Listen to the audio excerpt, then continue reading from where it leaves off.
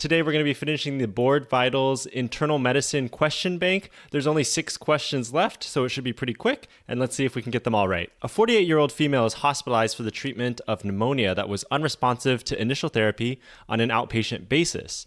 Which of the following would be an initial treatment option for this case of MRSA? Daptomycin, vancomycin, daptomycin plus linezolid, and vanc plus dapto plus gentamicin plus rifampin. Whoa, that's a pretty robust regimen over there. I think already, we can eliminate any daptomycin. Initially, I was actually thinking daptomycin, but then I remembered it's pneumonia. So if it's pneumonia, remember that daptomycin is not effective for the treatment of pneumonia because it is inactivated by pulmonary surfactant. So dapto and dapto plus linezolid, immediately we can knock those out. Lab studies of the organism are significant for MRSA with a MIC of 1.5 in both sputum cultures. Blood cultures show no growth. So a little tough to say, because I don't know if the MIC of vancomycin, is 1.5 good or bad. I actually don't know that off the top of my head because it's basically provided on the cultures immediately. But this one is way overkill. Plus, it has daptomycin in it also.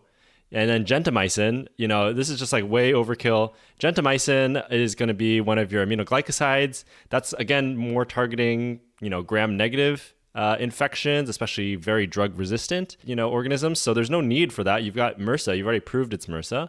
And then rifampin, usually you think about that when you have prosthetic joint infections or any prosthetic material.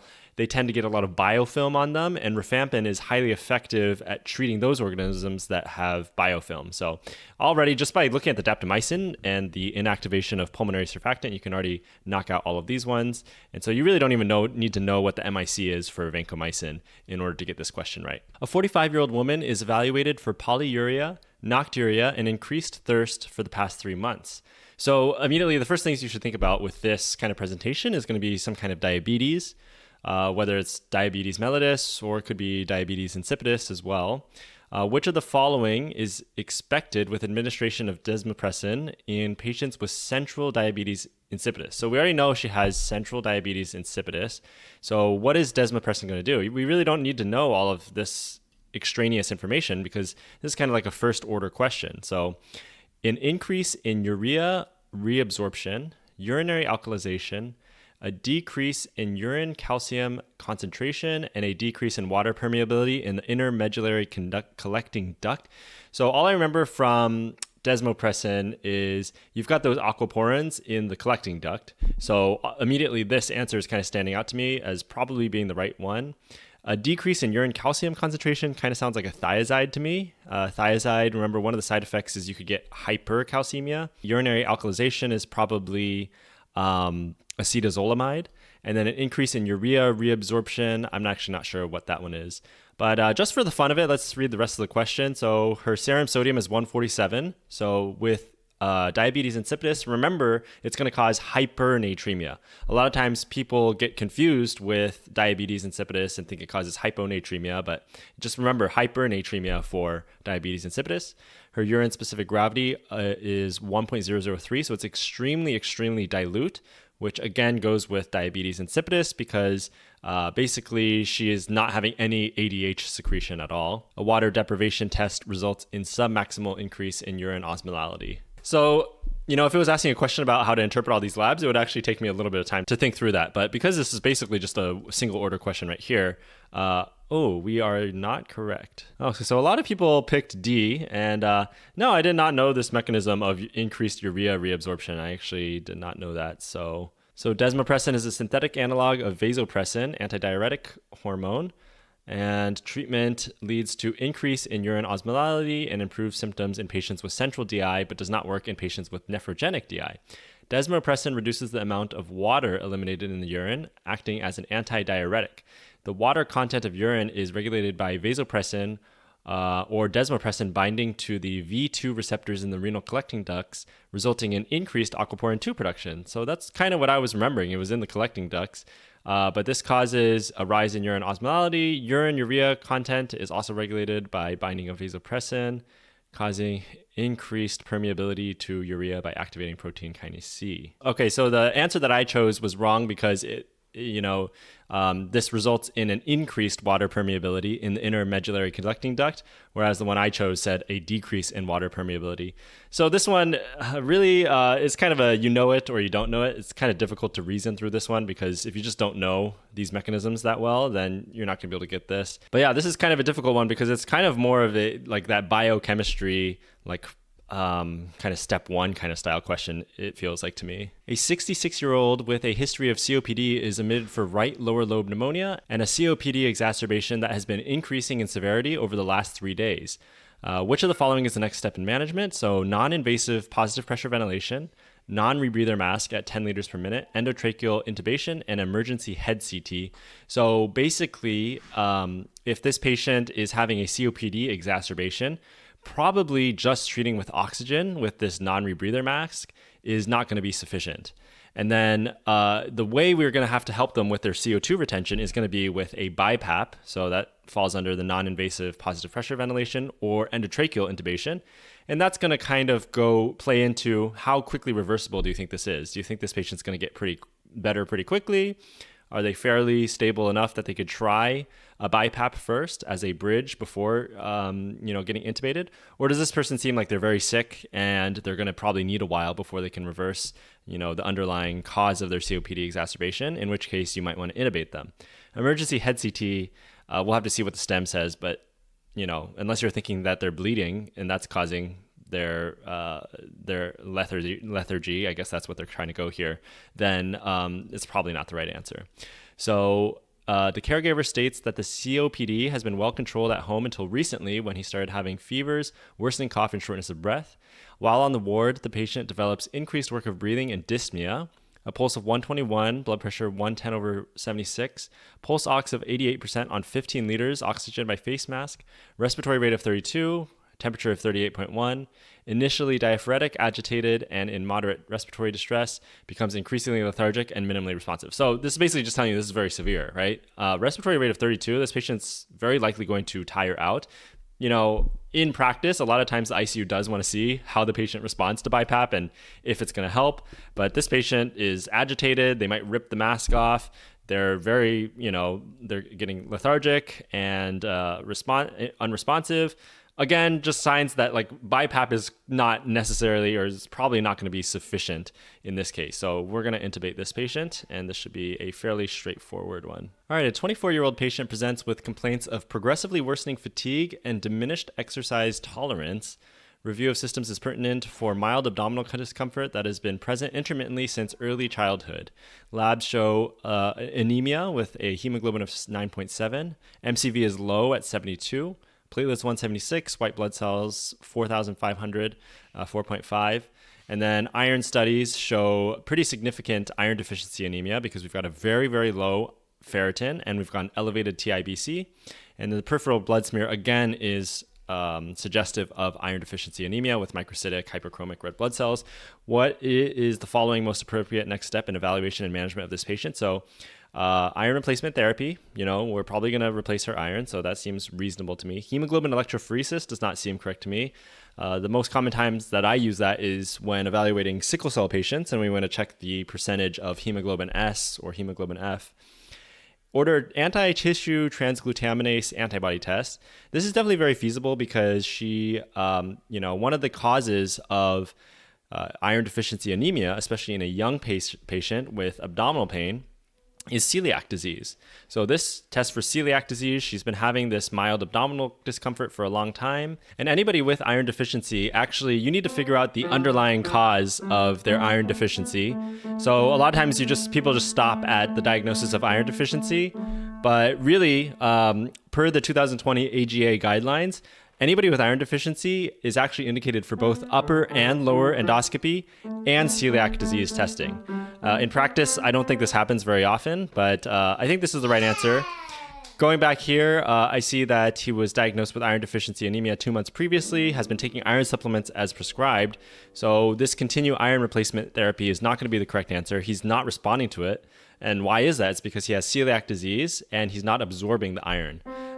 We're not going to do a bone marrow aspiration unless we're thinking of some kind of leukemia process causing the anemia. And then ESR is very nonspecific. It's not going to be really helpful at all. So this one is going to be assessing for celiac disease, and you can see that most people got this correct. A 55-year-old patient presents to his nephrologist with decreased urine output. So a renal biopsy shows transmural arteritis and arterial fibrinoid change with necrosis of medial smooth muscle cells and accompanying lymphocytic inflammation. Which of the following is the best management for this patient? Discontinue cyclosporine. So this person sounds like they probably have a history of a renal transplant. Immediate nephrectomy, IV methylprednisolone, and rabbit antithymocyte globulin. So generally, this rabbit antithymocyte globulin, from what I remember, is used when you're thinking that this is some kind of rejection going on. Plasmapheresis and IV IG, and start diltiazem. So I can probably already say that, we're not going to save his kidney by cutting it out with a nephrectomy. Starting diltiazem, I don't see how that would help in this situation at all. This has something to do with his immunosuppression. Cyclosporine can cause kidney injury in the form of just causing severe hypertension. And in that case, would you get this kind of transmural arteritis and arterial fibrinoid change? You tend to think of that onion skinning issue that you get with severe hypertension. I think it's called hypertensive arteriolosclerosis or whatever. But it's not going to cause lymphocytic inflammation. So this is some kind of rejection, I think, that's going on. So let's see. The patient reports producing less urine than normal over the past month.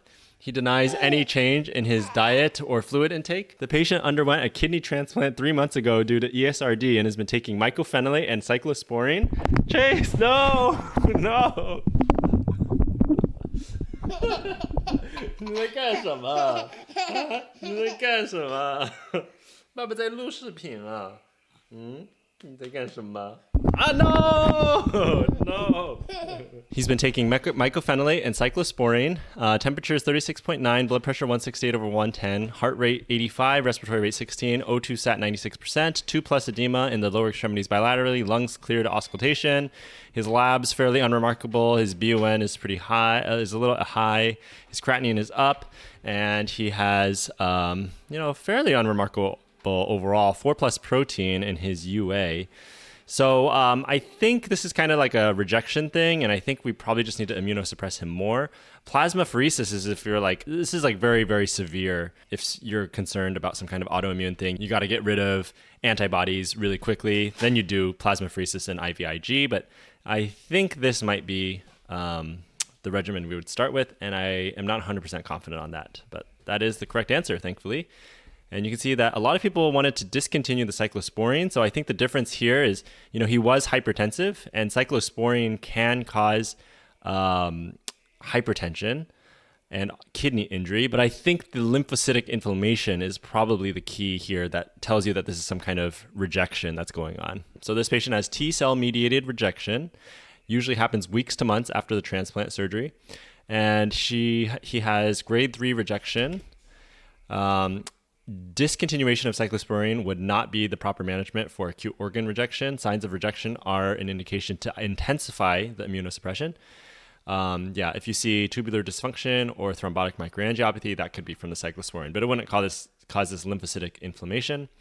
And plasmapheresis, IVIG, and glucocorticoids are used in the treatment of antibody-mediated rejection. A 39-year-old male presents to the emergency department reporting nausea, vomiting, and abdominal pain for the past 2 days. He also reports polyuria and polydipsia for 2 weeks. Which of the following laboratory findings would be most likely to be found in this patient? Decreased urine pH, increased, decreased. And this is going to be a weird one. I don't really know what they're asking about just from reading this so far. So he has a history of type 1 diabetes for the last 26 years. He's afebrile with a heart rate of 130, a blood pressure of 190 over 115. His glucose is 510. His pH is 7.14. His bicarb is 9, and he has elevated urine ketones. His white count is 22,000, and his ESR is elevated at 119. So he is in DKA, right? Because he's got acidosis, he's got the low bicarbonate, and he has elevated serum glucose. So, and he's got the ketones. So basically, what urine, results would we see in a patient with DKA?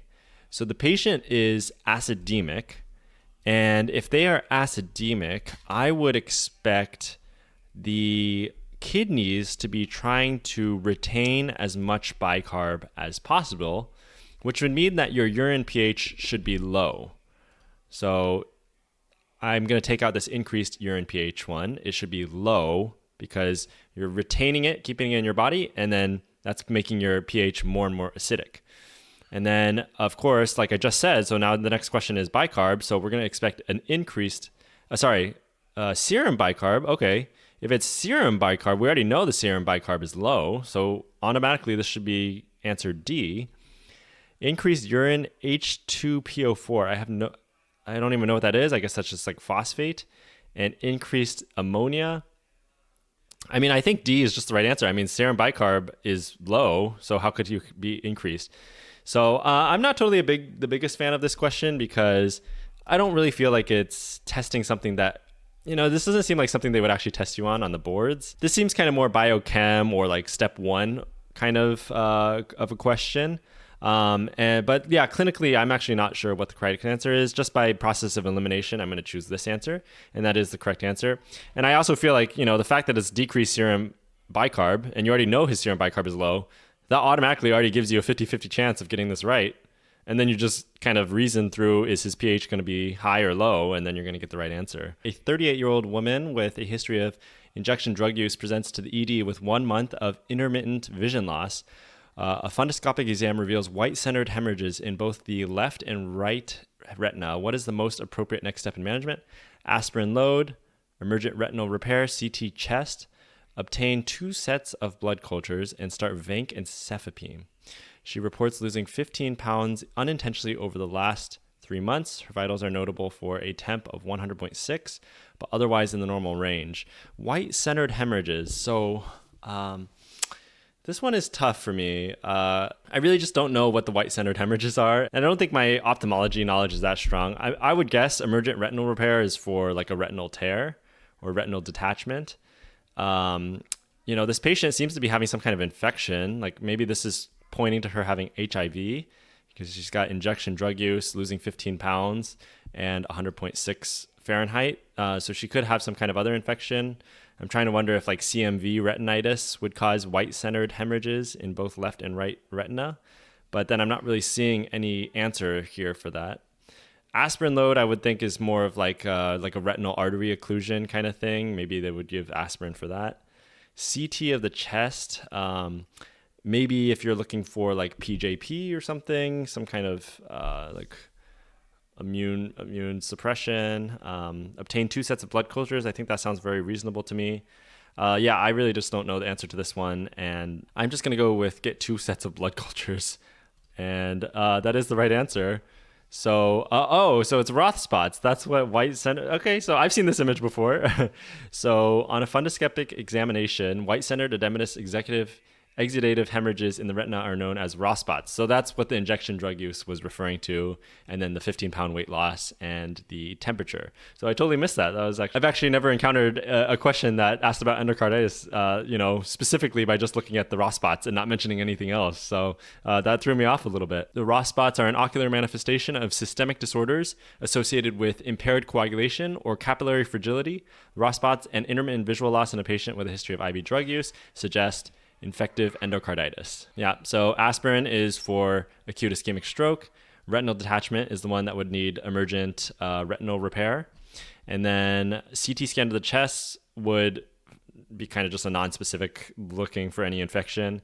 And then antibiotics should be given after blood cultures are obtained. All right, so we did pretty good today. The questions today, I would say, this one is, I wasn't really a big fan of this question, but I got it wrong. So maybe that's why I wasn't a big fan of it.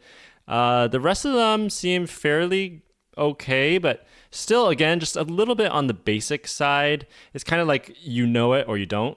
I also wasn't a big fan of this question. I don't think this question was particularly well written. And then this last question, I would say overall, I don't know, compared to the other question bank that I've done so far, I would probably rank BoardVitals a little bit below that. I felt like some of the questions were a little bit single order, a little bit on the simpler side, and then a little bit more focused on kind of step one kind of content or biochemistry or basic science kind of things. At least, that was my impression. So I don't know, what do you think about how they wrote the questions here? And do you think this question bank is worth it for your ABIM board review? I'll see you in the next video, but in the meantime, good luck and have fun.